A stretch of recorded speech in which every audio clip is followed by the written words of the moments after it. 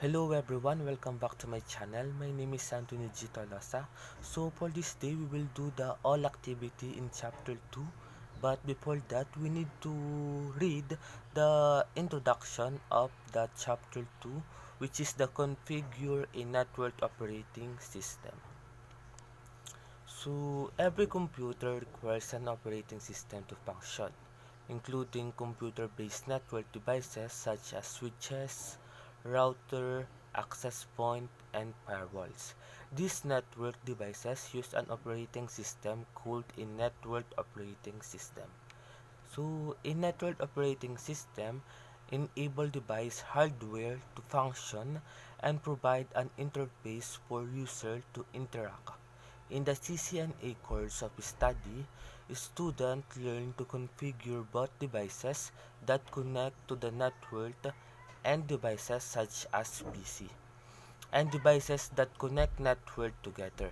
Intermediary devices like routers and switches, learning to configure the Cisco Internetwork Operating System or the Cisco IOS. On Cisco routers and switches is a large part of the Cisco CCNA program of study. So the Cisco Internet Work Operating System or the iOS is a generic term for the collection of network operating system used by Cisco networking devices. Cisco iOS is used for most Cisco devices regardless of the type of the size. So that's the introduction of the chapter 2. So we go to the activity of this chapter. Okay, we go to here.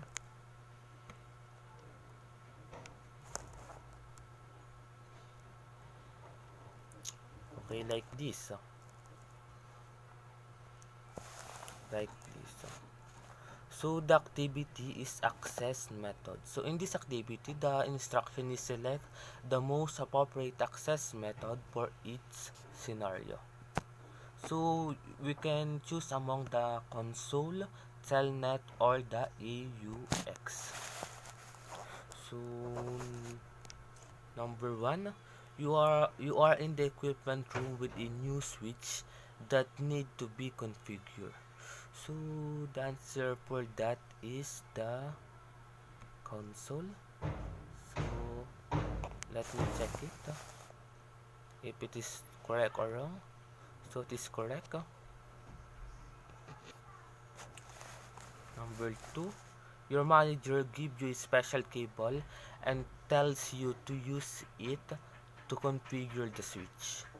So the answer is okay. We need to check it.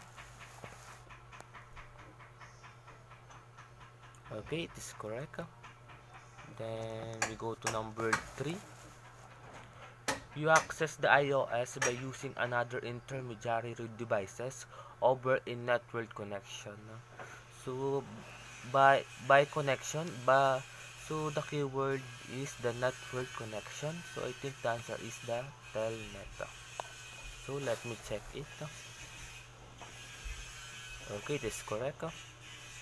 Then number four, you you call your manager to tell him you cannot access your router in another city over the internet.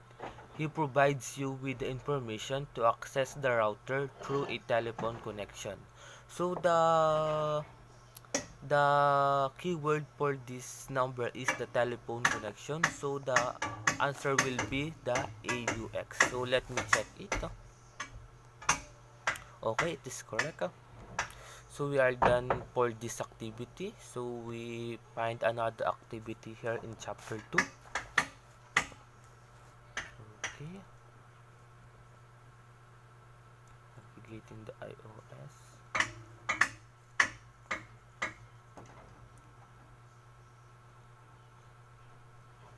Okay. So we are in basic device configuration. We find some activity here. Okay. So like this. So the configuring password encryption. So encrypt passwords. The startup config and running config files display most password in plain text. This is a security threat since anyone can see the password used if they have access to this file. So to encrypt the password, we need to use the service password encryption global config command. So we need to type here the service password encryption.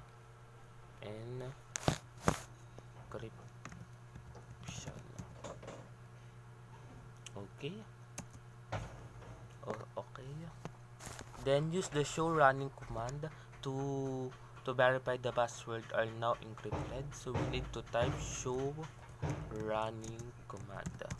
Running config pala rather, config here.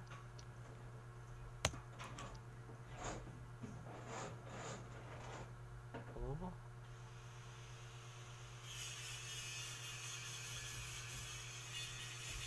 Okay, we need to find exit here.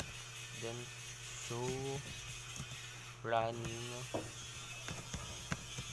config. Okay, so the password here in line console 0 is encrypted and the password here in VTY is encrypted. Okay, we go to another activity in chapter 2. Chapter 2, save configuration.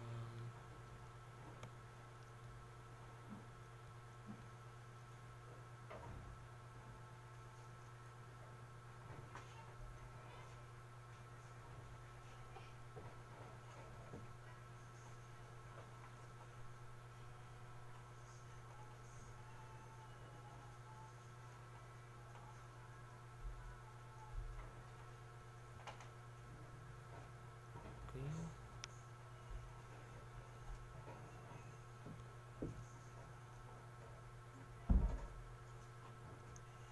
So in this activity, configure a switch virtual interface.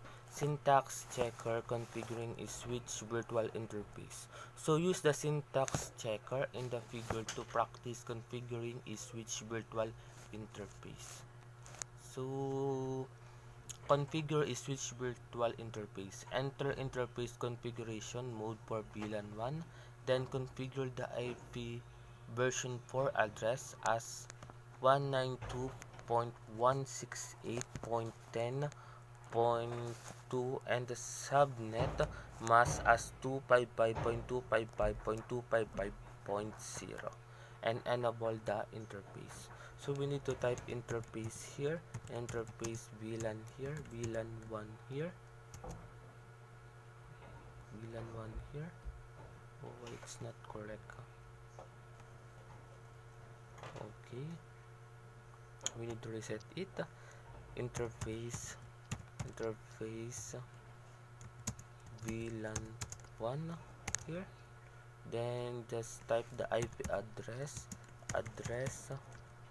as 192.168.10.2 and the subnet mask as 255.255.255.0.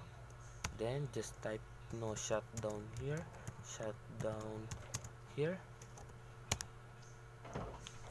Okay, you have successfully configured the switch virtual interface for VLAN 1. So we are done in this activity. So next is, okay, we need to find another. So this is the last activity in chapter 2. So we need to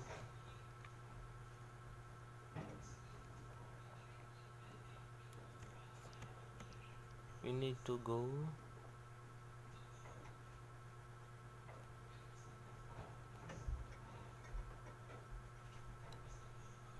to to the summary and the conclusion of the chapter 2.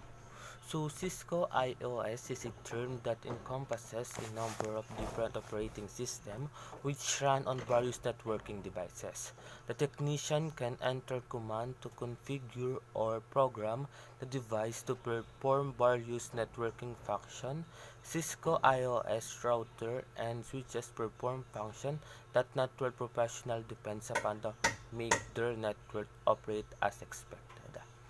So the service provided by the Cisco IOS are accessed using a command line interface or the CLI, which is accessed by either the console port, the AUX port, or through SSH or Telnet.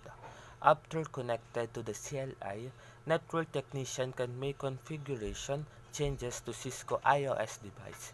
The Cisco IOS is designed as a model operating system which mean a network technician must navigate through various hierarchical mode of the iOS, so each mode support different iOS command.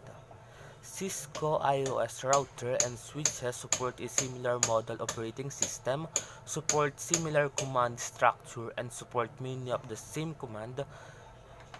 In addition, both devices have identical initial configuration step when implementing them in a network. So this chapter introduces the Cisco IOS. It details the various modes of the Cisco IOS and examines the basic command structure that is used to configure it.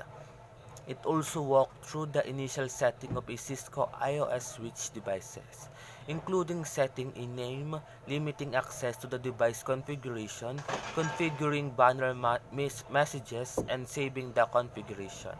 The next chapter explores how packets are moved across the network infrastructure and introduce you to the rules of packet communication. So that's all for today, and see you in my next video. Bye bye.